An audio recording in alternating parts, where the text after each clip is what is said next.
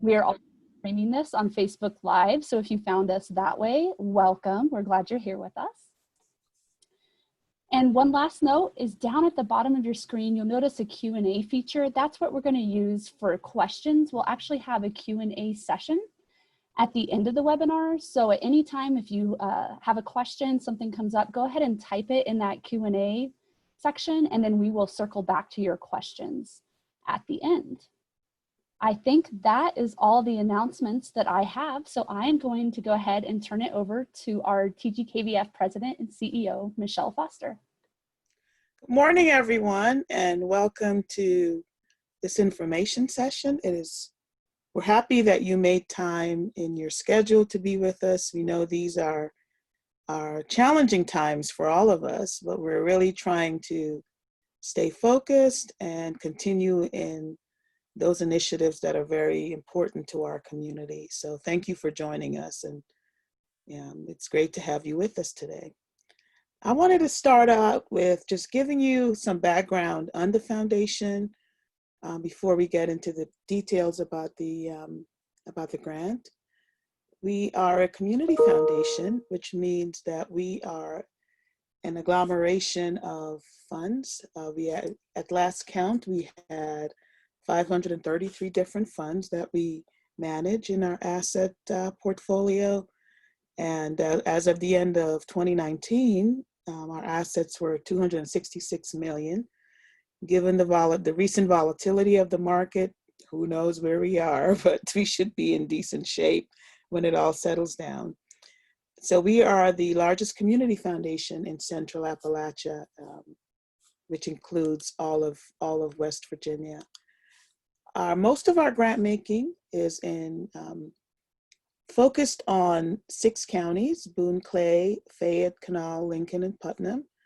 That is our place-based grant making. However, there are many in many instances where we go beyond just that footprint. We're also focused on collaboration, which is what really an example of this, of our collaboration efforts, is really this whole initiative. And we're also about community wealth building. So it's really growing those various forms of wealth in our community so that our community can thrive. Our vision is that all people, especially those who are low wealth, who are marginalized, that they will experience prosperity. So we're about being forward thinking, being proactive, and working with those like-minded people in our community to promote the prosperity for all of our citizens. And we do this by making investments to grow the various forms of wealth so that our community can thrive. And we do this in a thoughtful and in a proactive way. These different forms of wealth I'm referring to, there are 8 in particular: individual wealth, where we're building up the personal capacity of our citizens; intellectual, increasing knowledge; social wealth, those relationships, interactions, those different trusts, building trust between citizens in our community. There's natural, build, political, where it's about changing policy, financial investments, as well as cultural. Over the last few years, we've been very engaged in arts and cultural wealth building, for example, through a creative placemaking initiative that we're leading. So these are all the forms of wealth that we strive to build in our community. Before we go any further, we wanted to make sure that everyone's on the same page when it comes to what philanthropy is all about. First of all, by definition, philanthropy is the love of humankind. So to be a philanthropist, it's not just being this person with a whole big bag of money. It's not like being an Oprah or someone that huge. It's really giving of your time and talents and whatever treasures you have towards the betterment of mankind. So as an institutional philanthropic organization, we are more than just financial investments. In our toolkit, we also have a number of other offerings. Leadership, influence, and advocacy. Because of the trust we have built up over the years, we are able to represent the sector, the philanthropic sector, as well as nonprofits in our community in a positive way, leading and being a voice for those who are maybe voiceless in our community. We're also about convening. The Justice Gathering today is one of the many tools that we utilize in our toolbox. It seems like whenever we throw a party, people show up. So we are about convening around critical issues that we face in our community. And through many of these convenings, we also will build the capacity of those who are in partnership with us, as well as building our own capacity. For example, we are about increasing the strength, improving the strength, growing the strength of our nonprofit sector, so that eventually you guys will just outgrow us, because our funds can only go but so far. But we would like you to be strong enough that you can pursue federal funding, state funding, funding from national foundations on your own, and just get to the point where your capacity is so strong that you will just, you wouldn't even need the Greater Kanawha Valley Foundation. You would grow beyond us. And investments in assets leveraging.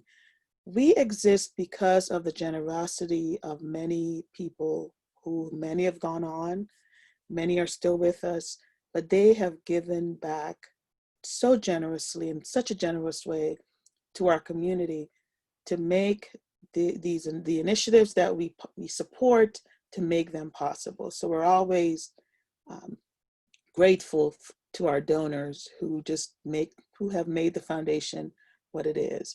And we continue to establish partnerships to leverage assets from various entities to really grow the forms of wealth and transform our community. So our grant making, we have two primary grant making streams. Responsive, what we call our responsive grant making, and our proactive grant making. Our responsive grant making focuses on basic needs, which would be funding to support homeless shelters, food pantries, any kind of program that helps people who may be going through a temporary situation, hopefully, and need to get back on their feet. We also have our arts and cultural funding under responsive. Those are those initiatives that improves the quality of life within our community, and includes a number of festivals like Festival, like Multifest. It supports FootMad and just Symphony Sunday, just a variety of initiatives that improves the quality of life for all. Our proactive grant making is in health, education, and community economic development. In these areas, we have specific desired outcomes where we'd like to see things change in our community. There are a number of, through our root cause analysis that was done over 6 years ago, we identified the certain areas where our community needed to grow, needed to improve. So our proactive grant making is focused on really making that change to transform our community. In addition to these two areas, we have a number of special initiatives. This criminal justice reform initiative is under that umbrella. We also have, for example, an anonymous donor who gives us $1 million every year for emergency aid and dental projects. We have family giving circles. We have an African American giving circle. So we have a number of special initiatives. We have our creative placemaking council, where we just hired someone who's going to be focused on using the arts to transform our community. So it's really, these are our two primary areas, but we're not just locked into these two areas. We do we have a number of special initiatives. And the special initiative that we are discussing today is our partnership with the Chan Zuckerberg Initiative, or CZI for short. This was established in late 2019 through our relationship that we have with the Appalachia Funders Network. A year prior, we had staff from CZI. They visited the region on a learning journey, and then decided that they wanted to invest in West Virginia. And we're so happy to be, it's good that West Virginia is chosen. We're always on some not so great lists, but it's good that we're on this list of states that Rosa will be talking about more for this special initiatives, And this initiative is about criminal justice reform. So it's about changing policy, implementing programs that would result in less people going to prison, less people being incarcerated in prisons and jails, and then having the people who once they're released, they have better success once they return to the community. So that's what this initiative is all about. Because as you may know, over 90% of folks who go to prison end up coming back home. This special initiative is centered around a donor-advised fund. So CZI established $1 million fund with the Greater Kanawha Valley Foundation. And the fact that it's donor-advised means exactly what it says. Our donor is very engaged in the process, and we're working together to execute this greatly needed initiative in our community, and not just in our 6-county region, but also statewide. Given that it's a donor-advised fund, we have more flexibility in the geographical reach of this initiative. So that's it for me. And I just wanted to give you an introduction to what we're gathered here about, and stay tuned for more. Thank you so much. Thank you, Michelle. And now I want to turn it over to Rosa Cabrera, who is our partner at CZI. And we've been working very closely with Rosa to develop these grants, and we're just so excited that she could join us today. Hi, Rosa. Hi, good morning. Can you hear me? We can. Okay, perfect. Good morning, everyone. It's such a pleasure with you all. We were so hoping to be with you in person, but here we are.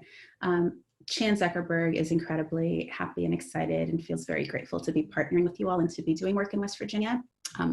So let's go ahead and get started. Candace, do I control my slides? I've just been moving them, so if you want to talk, I'll follow along right with you. Perfect. Let's go to the next slide.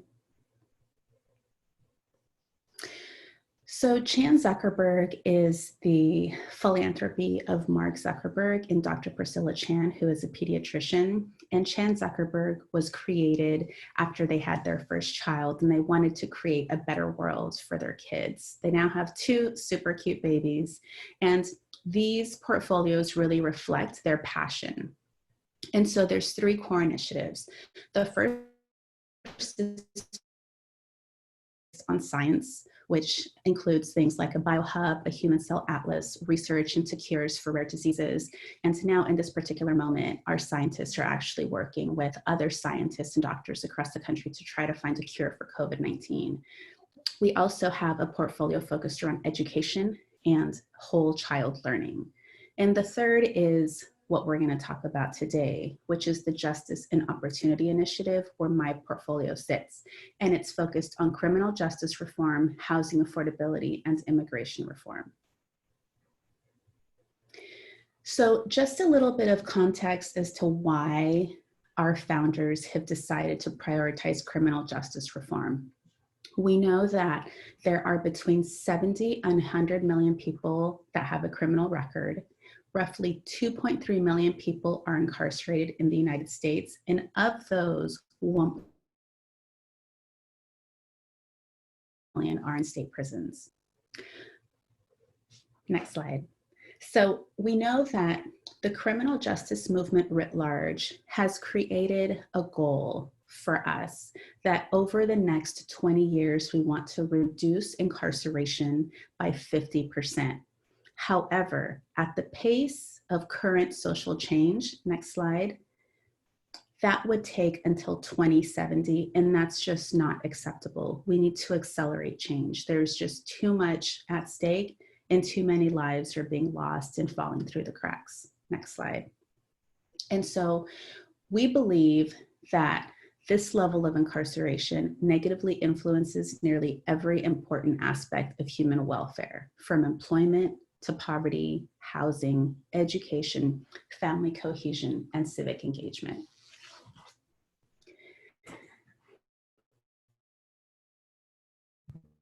The criminal justice movement has a whole host of challenges, and there are so many ways that we can invest, but we have chosen to laser focus our goals in 2 ways. And so our North Star as it relates to criminal justice reform is focused on 2 things. One is decarceration, which means that we must deeply and sustainably reduce the jail, prison, and supervised population. So that means folks that are on probation and parole, and increase second chances so that system impacted people actually have real opportunities for redemption, recovery, and stability. So my project is called the State Justice Accelerator, and it just launched at the end of last year. This is a new funding portfolio at Chen Zuckerberg, and I'm really excited to talk to you all about it today. So some folks asked, why focus on state populations as opposed to other populations?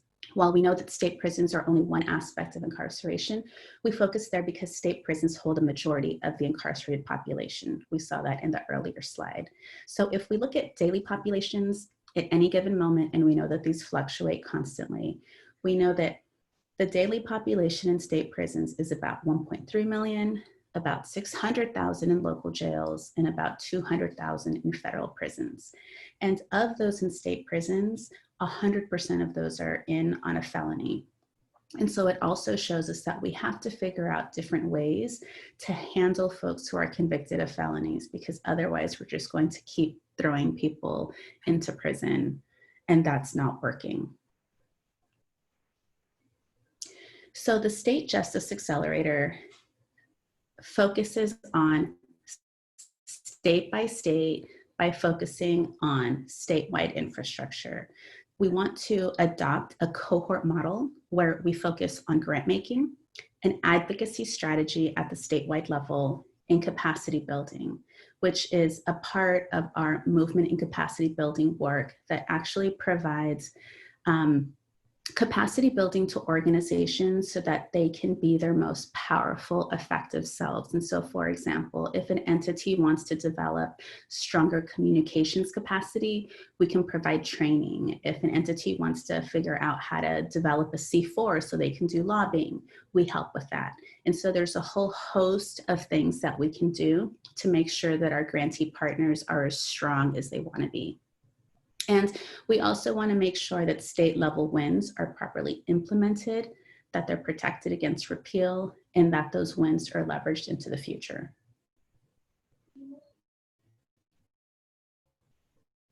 So the State Justice Accelerator is starting with 3 states. And as you can see, West Virginia is one of the states. The other 2 are Kentucky and North Carolina.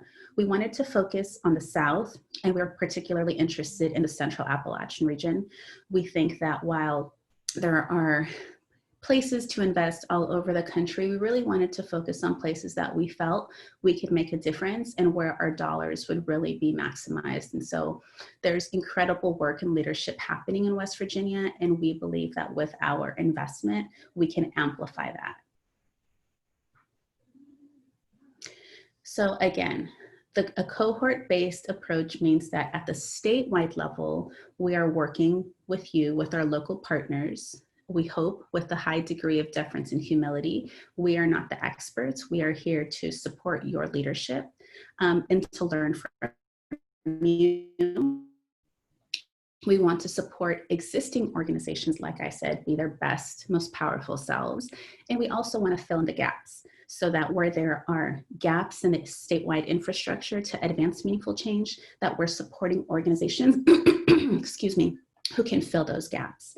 And then we also feel that it's our responsibility to attract national funders and continue to build the in-state ecosystem of philanthropy that is supporting criminal justice reform in West Virginia. State Justice Accelerator-wide means that we want to convene all 3 states, West Virginia, Kentucky, and North Carolina, as a learning community so that we can connect similarly situated organizations, create support for our partners, and also make sure that you're all feeling supported and connected to a broader movement. So we often get asked, why West Virginia? Well, we know that over the 30 years, the number of West Virginians incarcerated has grown nearly 5-fold, despite a decline in the state's population over this time. While most states are experiencing a decline in incarceration, West Virginia is not. From 2007 to about 2017, West Virginia's prison population grew by over 17%, the 5th highest growth rate in the nation. Additionally, West Virginia has the highest rate of juvenile offenders in custody in the nation at 329 per every 100,000 juveniles. The state of West Virginia's prison population averaged a growth of 73% from 2000 to 2010, costing the state about $170 million. This steep rise is not due to rising crime rates, but the policy choices made by lawmakers to use imprisonment as a response to crime. We also know that there are some pretty severe disparities. African Americans are incarcerated in West Virginia prisons at a rate that is 3.5 times the rate of Caucasians. 1 out of 36 Black males in West Virginia is in prison. And while African Americans make up 3.5% of the population, they make up 11.7% of the state's prison population. The number of women in prison in West Virginia has grown 13-fold over the last 4 decades. In 2016, the female imprisonment rate in West Virginia was 95 per 100,000, while the national average is 64 per 100,000. And from 1990 to 2016, West Virginia experienced the largest growth in female imprisonment in the nation. And so these kinds of disparities clearly are a big concern. And so it's another reason why we wanted to be in West Virginia. So before I talk about COVID-19, I want to just pause. So all of the information that I just shared is a reflection of the typical work that we're interested in funding as a part of the State Justice Accelerator portfolio at Chan Zuckerberg. We want to fund advocacy, we're interested in making change at the statewide level, and we want to reduce the state prison population. So that's one bucket. We also recognize that we're in this very crazy time and we want to be responsible grant makers and we want to be responsive. So we are freeing up additional resources to be responsive to the moment. And so we have a bucket of dollars that is intended to support the early release of folks who are coming home from prison as a result of COVID-19. that jails and prisons do not have the ability to safely respond to COVID-19. And we want to support folks who are coming home so that we can show that when people are early released, that if they have a safety net, that if they have reentry resources to make sure that they're successful, that this can be done safely. And so for those folks who might be coming home as a result of compassionate release, folks that have nonviolent, non-sexual, non-serious convictions, a host of other things, we are providing grants for organizations that are providing reentry services. Those services can include things like transitional housing, behavioral health, food, any kind of need that somebody coming out of incarceration is going to have to tap into in order to be safe, healthy, and successful as they reenter their community.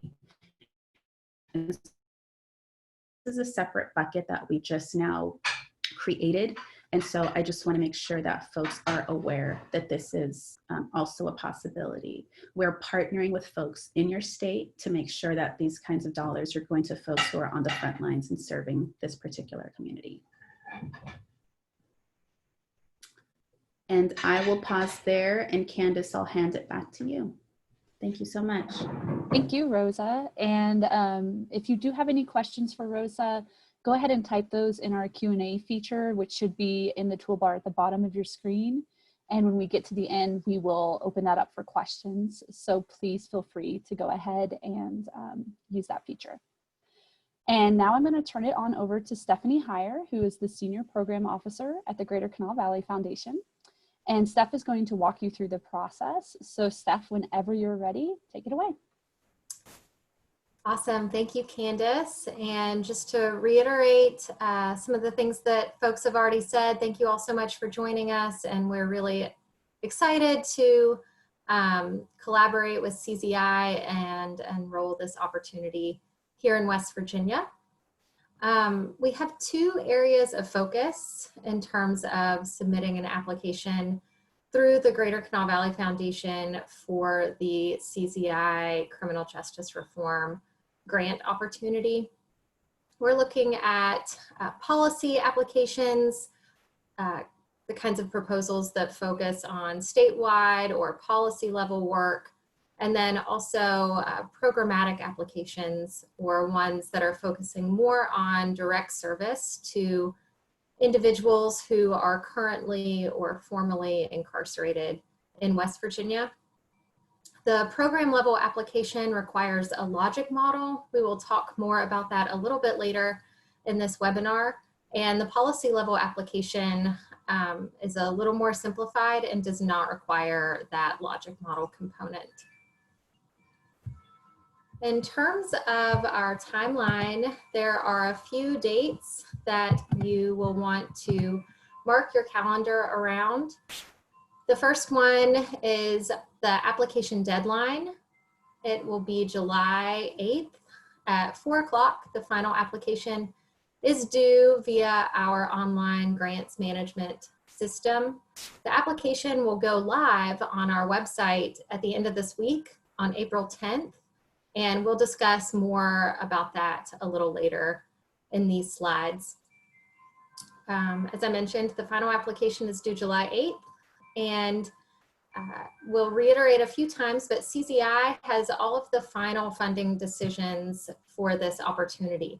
So we are collaborating closely with them, and they will communicate their final decisions to us at Greater Kanawha Valley Foundation in mid-September.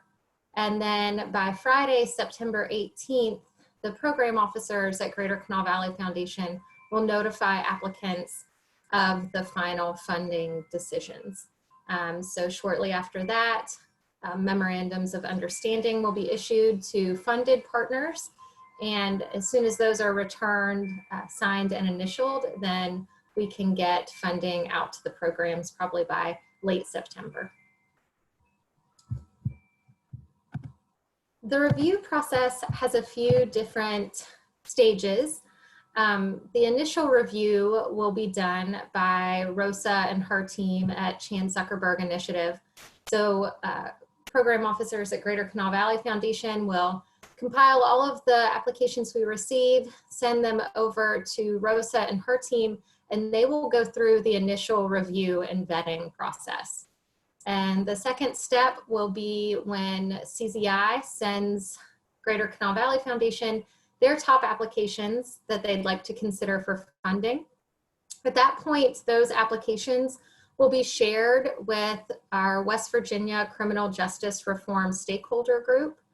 And this group is made up of experts in the criminal justice field in West Virginia, including folks with lived experience, organization representatives working at the policy level, organization representatives working directly with incarcerated and formerly incarcerated individuals, folks from the Public Defender's Office, and more. And these are the West Virginia locals who really work in and know the criminal justice landscape here. So we'll be listening to their feedback and sharing it with the Chan Zuckerberg Initiative folks in that second phase. And then of course, as I mentioned, the final approval will come from Rosa and her team at the Chan Zuckerberg Initiative, who will have the final say in all funding decisions. The slide here gives you some examples of how criminal justice reform might intersect with some of the Greater Kanawha Valley Foundation's proactive priorities in health, education, and community economic development. So we know that criminal justice reform doesn't exist in a vacuum, independent of other sectors and issue areas. And with this in mind, many of you on the call today might be working toward criminal justice reform without calling it by that name. For example, some workforce development programs working to educate and train disenfranchised populations may be serving formerly incarcerated folks. Others working on adult literacy may be helping formerly incarcerated individuals achieve academically.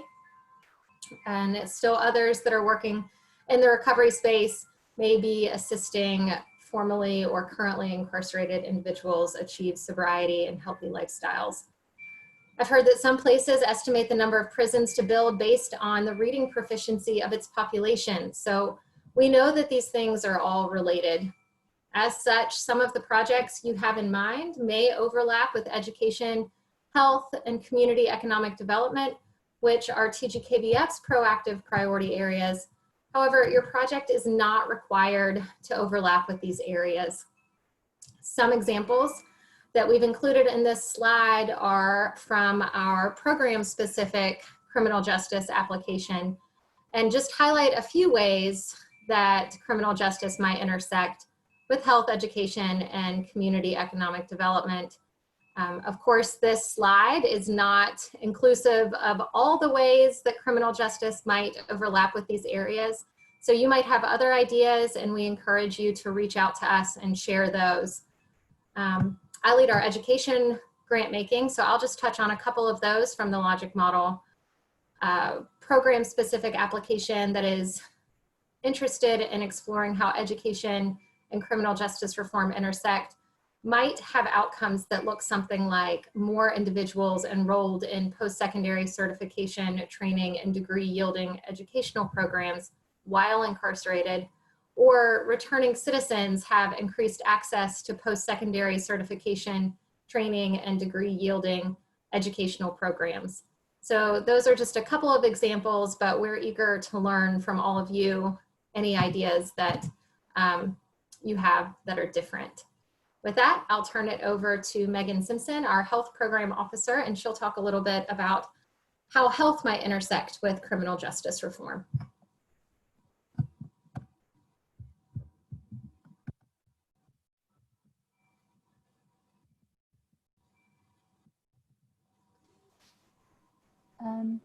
Is everyone able to hear Megan? I'm not hearing. I don't hear Megan, but I can pinch hit for her. Okay. So you have some examples there on the slide about ways that health and criminal justice reform might overlap. particularly in our recovery community. We know that returning citizens might need substance use disorder treatment and recovery support, increased access to substance use disorder treatment and recovery while incarcerated, and just increased access to overall health care, including dental health and mental health care services post-incarceration. We also have some examples from community economic development. So if Todd is available, I'll let him talk about those. Yes, thank you, Steph. So 3 examples of medium to long-term outcomes within community economic development are increases in the number of employed returning citizens, increases in the number of new businesses possibly started by returning citizens, and 3, increased number of local, regional employers with positive hiring policies for returning citizens. And outcomes such as these are being highlighted by the notion that returning citizens are and have been an overlooked source of talent. So those are just 3 examples of medium to long-term outcomes within CED. And I think I'll turn it back to Steph. Thanks, Todd. The next slide that you have is our contact information. And so you are invited to reach out to any of the program officers at Greater Kanawha Valley Foundation to share your ideas, whether those are policy related or specific to a direct service program in health, education, or community economic development, or other. So you have there Megan Simpson, Health Program Officer. Me, Stephanie Heyer, I lead our education efforts. Todd Dorcas, who you just heard from with Community Economic Development. Our tech support is our grants manager, Candace Krell. She's also the host of the webinar today and can help you with any questions you might have around technical support in the online system, and also data collection or evaluation, especially as it relates to that program related application. And then we have Derek Vance. He's our program officer that leads special initiatives and basic needs. Derek, we have listed here as general support. So you can reach out to Derek if you have an idea that does not intersect with any of the 3 other areas we mentioned in health, education, or community economic development, and he'll be your contact for that. He's also staffing our West Virginia Criminal Justice Reform stakeholder group that I mentioned previously. And we're just eager to learn from all of you. Y'all are the experts in your field of work, and we'll try to facilitate this application process as best we can. All right, thank you, Steph. And with that, I'm gonna walk you through our application process. I am gonna start off with just some application pro tips. These are just some quick tips to get you started the right way. So first, we always recommend that you use Internet Explorer. I know there are a lot of different browsers out there, but Internet Explorer does seem to work the best with the application software. So always a good idea to use that. We also recommend saving all of your narrative responses in a Word document and then copying and pasting those into the online application. The last thing that we want is for you to spend all of this time on a proposal only to have the system time out or have something happen and then you've lost all that work. So we recommend as you go through those questions, just keep a Word document open, answer the question, copy, paste. That way, if the worst were to happen, you still have that information. Also, discuss your project ideas with the program officer. We have a great team here at the Greater Kanawha Valley Foundation. They're very knowledgeable and they would be a great resource to help you guide your project in the right direction. And then good advice for everyone, just don't wait until the last minute. I know we've all had that happen in the past and it just leaves a lot of room for mistakes and extra stress. So if possible, try to get a head start on that.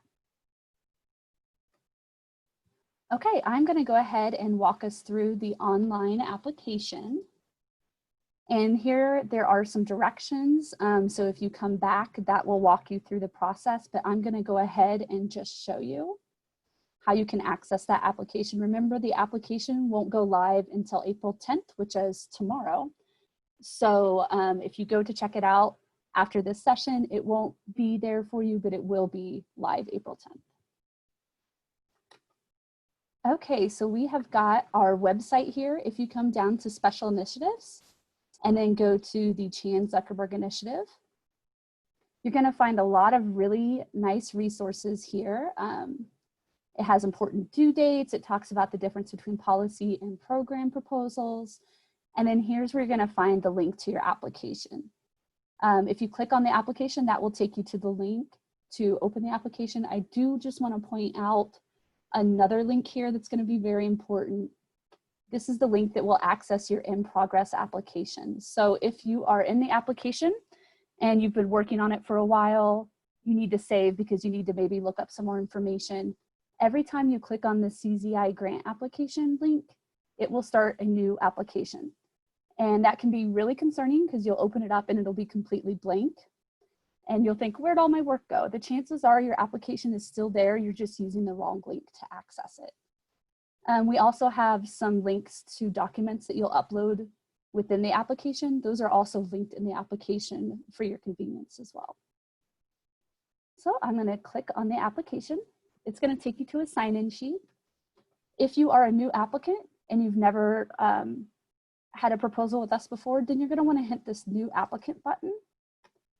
You'll put in your email and your password, and then you'll hit continue. Please make a note of your email and password. This will be the email and password you use to access your TGKVF portal where you can access saved applications. You'll use this for future applications. So if you have a notebook or a special place that you mark that information down, definitely make sure that you make a note of that. If you do happen to forget your password, it's been a while since you've used our system, you can also hit this forgot password link. And what that'll do is allow you to reset your own password. I unfortunately cannot do that for you, but I can help point you in the right direction if you need any help. So we're gonna act like we have already gotten information before, and I'm gonna log in.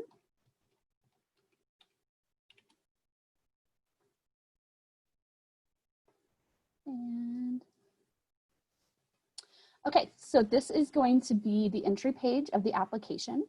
And what this has is what's called an eligibility quiz. You're just gonna tell us what type of project you'll be applying for. And given if it's a policy project, that has a different application. It's very similar, but just a little bit more of a simple application. And then the program and policy will be the ones that we're gonna review today. So I'm gonna hit program and submit, and that will take me directly to the correct application. So it will automatically sort you depending on what answer you give. On the first page, it has another note about using Internet Explorer, and then we do have all of our program officers listed here with contact information. All you have to do is click on the name and it will come up with an email already ready for you. Now, I'm not going to go through every tab, but I am just going to point out some tips to get you in the right direction. You can navigate the application two ways. You can navigate between tabs by clicking up here at the top, or if you scroll down to the bottom after you've answered all the questions, you can hit next, and that will also take you to the next page.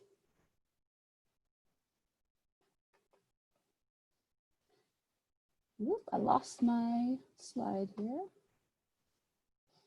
I apologize, give me just a second. Here we go. We do have a link to the logic model. Now remember, your policy projects, you do not have to have a logic model, but for program or a combination of program and policy, you will have a logic model. You can click here. It's gonna open down at the bottom. And I'll just show you what that's gonna look like. So a couple of terms that I do want to go over here as we're going through the logic model are just some differences. Outputs. Outputs are going to be things that you can measure. So number of people that were served by the project, number of policies that were supported, things like that. We also have outcomes. We have short-term outcomes, medium-term outcomes, and long-term outcomes. So your short-term outcomes, they're going to be, we had a question yesterday, those are going to be about 12 months or the things that you can achieve within the grant cycle. Medium-term outcomes are going to be bridge outcomes between your short-term outcomes and long-term outcomes. Typically, those have to do with behaviors. And then your long-term outcomes are actually going to be meaningful changes in characteristics. For the purposes of reporting, we will have you tell us which medium and long-term outcomes you plan to achieve, but you do not have to report on those.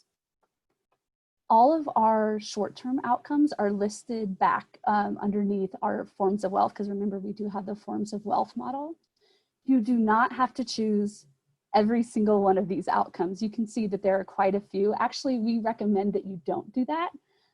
It can be an intimidating process, but it can also be tempting to try to show the impact of your project by having as many measurements as you can. That can leave you overwhelmed. The data collection could be a lot of work. We don't want that, but we do want to have an idea of the behavioral benchmarks that you're able to achieve. So what I recommend is going through the logic model and just deleting all the ones that you don't choose. And that will give us a nice, clear logic model that we can follow. And it will also help to remind you of the model, of the outcomes that you're tracking. This logic model is also going to translate to the application process, and I'll show you that here shortly. So you can see here we have our outputs. This is where you're going to put the people that you tend to serve. This is a target. If you do not reach this target, that is not a big deal. We're just wanting a roadmap of what you expect to happen. Then later on for reporting, you'll tell us what actually happened. One thing I do want to point out is the unduplicated number of people served by this project. Later on, we're going to have demographic breakdowns by ethnicity, age group, gender, and then county. We just want to know who you intend to serve. One point I do want to make is that the numbers that you provide here should add up to the number of unduplicated people that you intend to serve.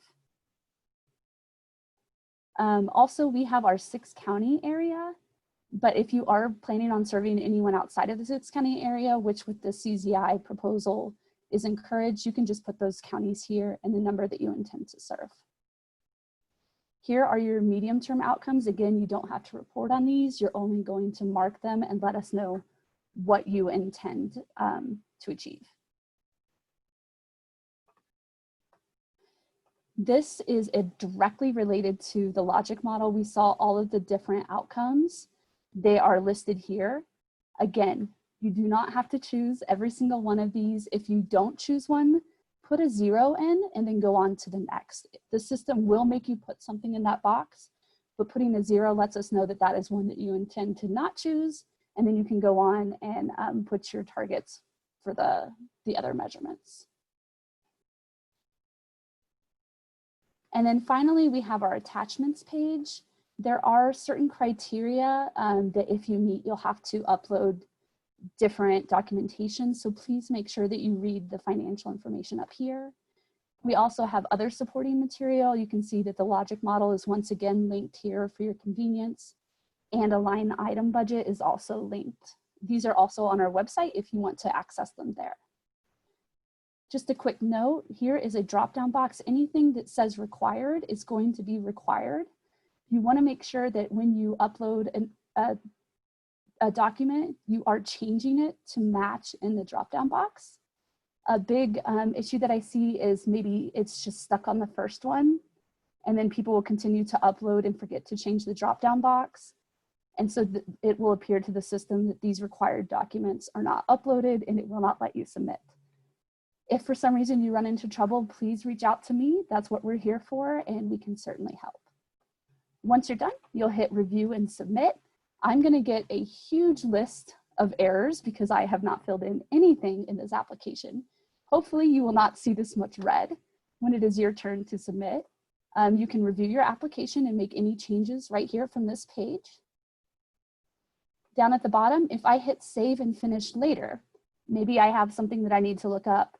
Remember that when I hit that button to access that, I'm going to come back to our website and then go to the Access Your In Progress application. If everything looks good, I can hit update and I can submit my application. As you're going through that, if you have any questions, please feel free to reach out to us. That's what we're here for. We see ourselves as a partner to help you through the application process. So please don't hesitate to reach out. With that, I am going to turn it over to Derek for the Q&A. So if you have any questions, please right now go ahead to the Q&A section and write in your questions and we can go through those now. Hey, Candace, Derek's audio is having a few glitches, so Okay. I'm going to substitute for him in the Q&A section. We do have one question from Shannon. She writes, we have a reentry council in Parkersburg called the Mid-Ohio Valley Reentry Council. We have problems getting employers to attend our efforts such as lunch and learns, reentry simulation. Any ideas on how to engage employers? And the panelists chatted about this one a little bit. And I do want to suggest one resource is the Jobs and Hope website, and we can share that out a little bit later. It was originally established for folks in the recovery community by Governor Jim Justice, but it's expanded to include formerly incarcerated individuals. So that might be a good resource. And then I think Rosa, our partner at CZI, had some ideas too. Yeah, I think it'd be great to connect you with the folks at the West Virginia Council of Churches. They do a lot of work with employers who are working to hire formerly incarcerated folks. And so I'm sure any of us would be happy to make that connection. Great. And it looks like And I think generally just trying to instead of just calling a gathering, trying to reach out. I'm not sure whether you've done this, but meeting with them one-on-one before you then, call a big meeting. Because a lot of times folks who are hiring people with criminal history, they don't necessarily want everyone to know. So just developing those one-on-one relationships, I think would also be fruitful for you.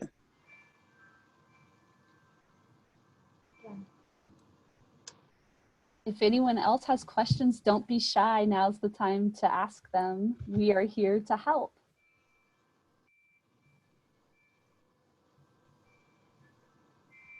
I'm not seeing any more.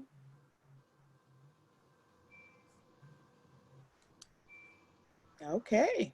Okay. And then y'all don't, okay. Do we have, Shannon asks, do we have information on how employers hire? I'm not sure I understand the question. Let's see.